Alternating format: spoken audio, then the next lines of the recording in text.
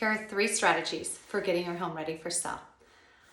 The first one, less is more.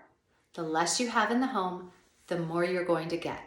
Get rid of the clutter. If there's anything smaller than a grapefruit, do not have it inside the house. Get it packed away. Get a pod, put it in the garage, get it out of the main areas.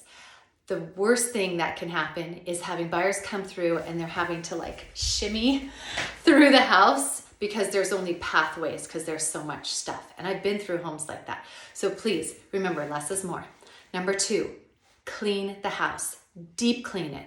That means light fixtures, window tracks, cobwebs in the corner. You want it completely de-cleaned, and I highly recommend a professional cleaner to do this because they're going to see it differently than you'll see it. You just have different eyes when you live in the home than when you have a professional cleaner come in. And third one, have it staged. I highly recommend just moving out as much as possible and having it professionally staged. Professional stagers have smaller, lightweight, more updated furniture that instantly makes your home feel updated. So again, it's cleaning it, staging it, and less is more. Get rid of as much as possible. I hope that's helpful.